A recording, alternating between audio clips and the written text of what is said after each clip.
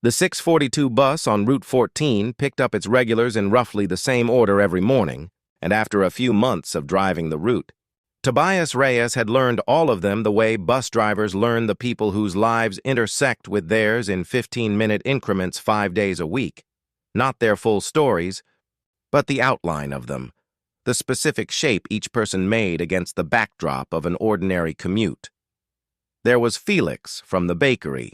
who always smelled like flour and got off at the fourth stop. There were the two college students who studied together with their heads bent over the same laptop, sharing earbuds, getting off near the community college. There was a man named Garrison who worked nights at a warehouse and slept the entire ride with his head against the window, somehow always waking exactly at his stop without an alarm.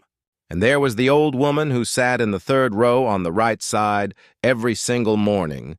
who got on at the corner of Holloway and 9th and rode all the way to the industrial park at the end of the line, the same stop where most of the employees of Caldera Manufacturing got off for their shifts. Her name, as far as Tobias knew, was Edith.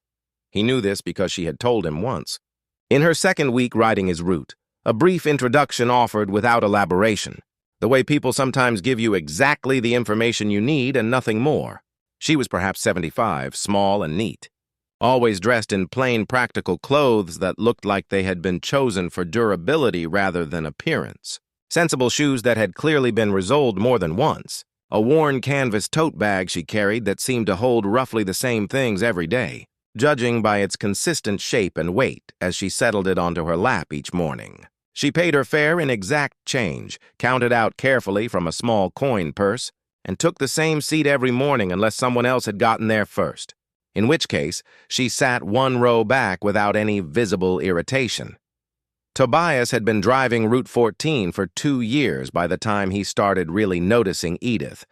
which was not because she had done anything to draw attention to herself, but because of something almost the opposite, a quality of complete unremarkableness that eventually became, in its own way, remarkable to him. Most of his regular riders had some visible texture to their lives, a phone call overheard, a conversation with a seatmate, headphones, and the specific energy of someone listening to music they cared about. Edith had none of this. She sat with her hands folded over her tote bag and looked out the window for the entire ride. Every single day, in a stillness that Tobias eventually came to think of as its own kind of presence, the stillness of someone who had made peace long ago with the specific experience of being alone in public. He started saying good morning to her specifically, rather than the general greeting he gave the bus as a whole when people boarded. She always returned it, the same 2 words, good morning, in a voice that was quiet but not unfriendly, the voice of someone who had simply decided, somewhere in her life, that conversation with strangers was not a category of experience she needed to pursue, without this decision carrying any particular coldness or judgment toward the people around her. There was instead something almost meditative about the consistency of it. A daily ritual she performed with the same careful attention she seemed to bring to everything in her life, however small. He noticed over the following months the small details that accumulate when you watch someone closely enough for long enough. She always got off at the same stop as the Caldera Manufacturing employees, but she did not walk with them toward the main entrance the way they did, clustering in 2s and 3s as shifts changed, sharing the easy camaraderie of co-workers heading into the same building. She walked instead toward a smaller side entrance that Tobias had noticed but never had reason to think about, a door that seemed to be used by almost no one else, and she disappeared through it every morning with the same unhurried pace, never rushing, never late, simply arriving and entering at her own measured speed regardless of what time the bus had gotten her there. He assumed, without much thought, that she worked at Caldera in some capacity, perhaps cleaning, perhaps something in the back office, the kind of unglamorous administrative or maintenance work that the company's other employees would not necessarily notice or think about, the invisible labor that keeps a large facility running without ever appearing in anyone's accounting of who matters to the operation. This assumption persisted, unexamined, for the better part of a year, until a specific morning in late autumn when something happened that made Tobias reconsider everything he thought he understood about Edith. It was raining hard that morning, the kind of cold, persistent rain that turns a normal commute into something more taxing. And the bus was running a few minutes behind schedule because of traffic backed up near the bridge. When Tobias pulled up to the stop at Holloway and Ninth, he saw Edith standing there in the downpour. Her tote bag held against her chest in a way that suggested she was trying to keep something inside it dry, her plain raincoat soaked through despite her efforts. He opened the doors and she climbed aboard, water dripping from the hem of her coat, and as she fumbled for her coin purse, her hands cold and a little clumsy from the weather, she dropped several coins onto the floor of the bus, the small metallic sounds of them scattering across the rubber matting near the front steps.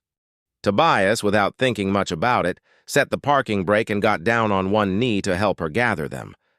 A small courtesy that took perhaps 30 seconds, and that he would not have remembered at all except for what happened next. As he picked up the coins and handed them back to her, his eye caught briefly on something in her open tote bag, which had shifted slightly in her efforts to manage the umbrella and the coin purse simultaneously. It was a folder, manila, slightly worn at the edges, the kind of folder that might contain any number of ordinary documents, but the visible corner of a page sticking out from it carried in clear typed letters a letterhead.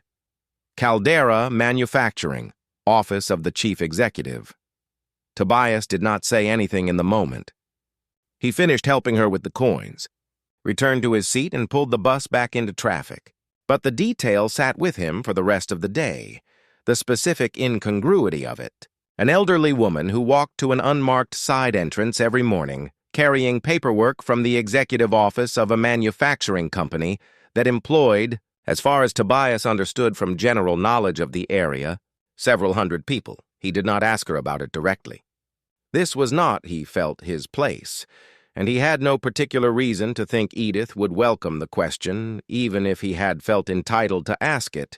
given how carefully she seemed to guard the ordinary privacy of her commute. But the detail reorganized in his mind the entire picture he had built of her over the preceding year, and he found himself watching her with a different quality of attention after that, not suspicious exactly, but curious in a way he had not previously allowed himself to be. What Tobias did not know, and would not learn for several more months, was that Edith Calloway was the founder and majority owner of Caldera Manufacturing, a company that had grown, over the 41 years since she started it in a rented warehouse with 3 employees and a single industrial press, into a manufacturer of precision components for medical devices, employing 412 people across 2 facilities, generating annual revenue in the tens of millions of dollars, and providing, through a combination of careful financial management and Edith's specific and long-standing convictions about employee welfare, one of the better benefits packages and pay scales in the regional manufacturing sector. Edith had built the company from nothing, in the most literal sense the phrase can carry, after her husband, a machinist named Walter Calloway, had died in an industrial accident at the factory where he had worked for 15 years. A press malfunction that should have been caught by a safety inspection the company had deferred twice that year for budgetary reasons. An accident that the company at the time had handled with a settlement that Edith, even decades later, still considered an insult to the value of her husband's life. She had been 34 years old, with 2 young children, 6 and 9 at the time, and instead of accepting the broader implication of her circumstances, that she should find some way to survive on whatever modest support was available to a widow in her position, she had taken the small settlement, combined it with savings she and Walter had carefully built over their marriage, and started a company of her own, driven by a conviction, formed in the specific crucible of her grief, that workers deserved better than what had been offered to her husband, both in terms of safety and in terms of the basic dignity of how a company treated the people whose labor built its success. She had taught herself the regulatory and financial details of running a manufacturing business, largely from library books and the patient mentorship of a retired accountant who had agreed, for a modest fee, to review her ledgers every month during those early years. 41 years later, Caldera Manufacturing was, by any external measure, a significant success. Having survived 2 recessions and a near bankruptcy in its 11th year that Edith had pulled it through by personally mortgaging her own house, a decision she rarely spoke about, but that several of her oldest employees still remembered with a specific reverence. And Edith Calloway, now 76 years old, was a wealthy woman by most conventional definitions of the word, though she lived in a manner that gave almost no external indication of this fact. She had a modest house on a quiet street that she had owned for 30 years and had no interest in upgrading. She rode the bus to work, despite owning a car that she used rarely, because she had decided, decades earlier, after watching her own employees navigate the specific difficulties of commuting on tight budgets, that she did not want to be the kind of owner who arrived at her own company in a manner that visibly separated her experience from theirs. She believed, with the specific and unshakable conviction of someone who had built her entire worldview around a single formative loss, that a leader who insulated herself from the basic textures of her employees' lives would inevitably, over time, stop understanding what those lives actually required. And she had structured her own daily habits deliberately and consistently to prevent this from happening to her. She entered through the side door rather than the main entrance because the side door was closer to her actual office, a small and unremarkable space on the ground floor that she had occupied for decades despite having had ample opportunity, many times over, to move into something larger and more visibly appropriate to her position. She had declined every such suggestion from her own management team across the years, preferring instead the proximity her current office gave her to the production floor. The ability to walk out her door and be standing among the machines and the workers within 30 seconds. A closeness she considered essential to actually running the company rather than merely presiding over it from a remove. Almost none of her employees knew what she looked like. This was, Tobias would eventually learn, an intentional outcome of decisions Edith had made decades earlier when the company was smaller and her face was more naturally known to everyone on the floor. As Caldera grew, she had made a deliberate choice not to insert her image into the company's public materials, not to attend large all-staff gatherings in any visible capacity beyond brief and unannounced appearances, not to allow her photograph to circulate in the trade press coverage the company occasionally received. She had explained this choice to the handful of people close enough to her to ask about it directly, as a way of preventing the company's culture from organizing itself around her personally, a structural decision designed to ensure that Caldera's values, the safety standards, the fair wages, the specific culture of respect she had built into the company's foundation, would survive and continue functioning regardless of whether she personally was present in any given room, rather than being dependent on her individual charisma or visibility. The side entrance Edith used every morning led directly to a small corridor connecting her office to the production floor, bypassing entirely the main lobby where visitors and new employees would have encountered her photograph or her name on any prominent signage. Most of the 412 people who worked at Caldera Manufacturing knew the name Edith Calloway as the company's founder, a name on paperwork and occasionally in company communications, but had no specific mental image to attach to it. No reason to connect that name to the quiet elderly woman who rode the 642 bus alongside dozens of their own co-workers every single morning. Tobias learned the full truth of this in February, almost 4 months after the rainy morning when he had glimpsed the letterhead in Edith's folder, through a sequence of events that began with a conversation he had with one of his other regular riders, a younger man named Desmond who worked in Caldera's shipping department and who happened to mention,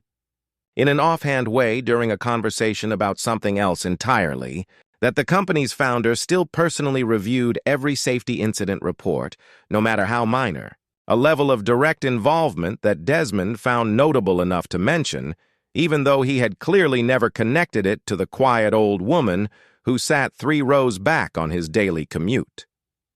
Tobias asked, carefully, what the founder's name was. Desmond said Edith Calloway and described her,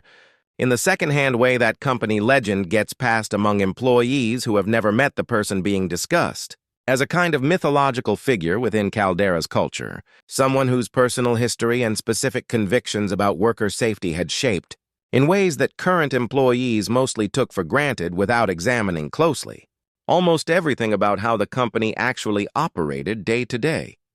Tobias sat with this information for the rest of his shift, the pieces reorganizing themselves into a picture he had not previously had the information to assemble. The folder with the executive letterhead, the unmarked side entrance, the quiet, consistent presence of a woman who rode the same public bus as the employees of the company she had built and owned, asking for and receiving no special treatment, no acknowledgement of her position, simply taking her place in the third row on the right side every morning like anyone else commuting to work. He did not change how he treated her after learning this. This was, he would later reflect, perhaps the most accurate measure of how genuinely she had succeeded in being, for the purposes of her daily commute, simply another rider on Route 14, indistinguishable in any meaningful way from Felix the baker, or Garrison the night warehouse worker, or the two college students sharing earbuds. He continued saying good morning, the same way he always had. She continued returning it, the same two quiet words. The specific quality of their interaction, built over more than a year of small, consistent courtesy, did not require revision once he understood who she actually was, because nothing about how he had treated her had depended on a misunderstanding of her circumstances. He had simply treated her throughout as a person deserving of basic decency, which turned out, as it often does, to have been the correct approach regardless of what additional facts about her life he eventually learned. What did change? Gradually, over the following months, was a specific kind of attention Tobias began paying to the small interactions Edith had with other riders, an attention informed now by what he understood about her but invisible to everyone else on the bus. He watched her help a young mother struggling with a stroller and 2 bags of groceries find a seat near the front, holding the woman's bags without being asked while the mother got her child settled.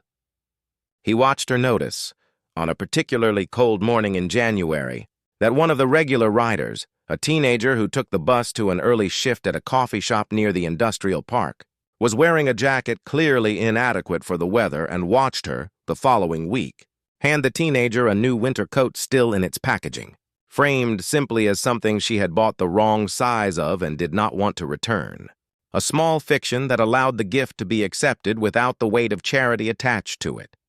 He understood, watching these small moments accumulate, that Edith Calloway had built her entire approach to wealth and position around a specific philosophy that rarely announced itself directly, but that showed up, consistently, in these small, unwitnessed transactions, that the measure of a person's character was not what they did when visibility and recognition were attached to the action, but what they did in the small, unrecorded moments that no one beyond the immediate parties involved would ever know about or remember to mention. He thought, more than once, that he was probably the only person who had ever assembled enough of these moments together to see the actual pattern they formed. A privilege of his position that he had not asked for and that he held, increasingly with a sense of quiet responsibility. In March, almost a full year after Tobias had first started really noticing her, something happened that brought the full shape of who Edith was into clearer view for him, though it happened almost entirely by accident. A new rider had started taking Route 14 a few weeks earlier, a young woman named Carmen who, Tobias gathered from overheard conversation, had recently been hired at Caldera Manufacturing in an entry-level production role. Her first job after a difficult few years that had included, based on fragments Tobias picked up over several mornings, a period of homelessness following a divorce that had left her with custody of a young son and very little else. Carmen was anxious in the specific way of someone newly employed and still uncertain of her footing, often counting her bus fare carefully, sometimes coming up short by a few cents and having to apologize while Tobias waved her through anyway, a small accommodation he extended to several of his regular riders when circumstances required it. On a Thursday morning in March, Carmen boarded the bus visibly distressed, her eyes red, and sat down heavily near the front. And Tobias, glancing in his mirror periodically as he drove, watched Edith in the third row, observe this distress with the same quiet attention she brought to everything, and then watched her get up from her own seat and move to sit beside Carmen, a departure from her otherwise invariable routine significant enough that Tobias actually noticed it specifically. The first time in over a year that he had seen Edith voluntarily change her seat to sit with another passenger. He could not hear the conversation that followed. The engine noise and the specific privacy bus seats provide making it impossible to make out words from the driver's position, but he watched, in his mirror, the shape of it. Edith listening, Carmen talking,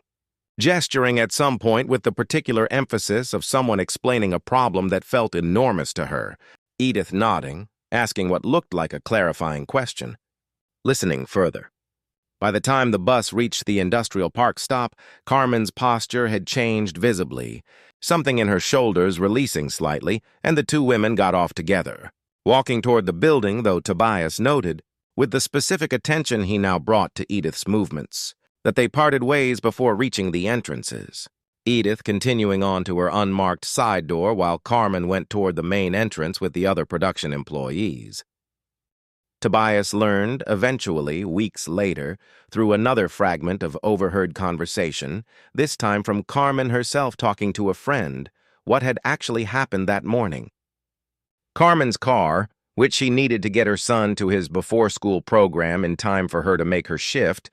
had broken down in a way that would cost more to repair than she had, threatening to unravel the careful logistics that allowed her to hold both her job and her custody arrangement together. She had been telling a coworker about it, not Edith, simply venting the specific panic of someone watching a fragile system collapse, and the elderly woman sitting nearby, a stranger as far as Carmen understood it, had overheard and asked gently if she could help. What Carmen did not learn until considerably later,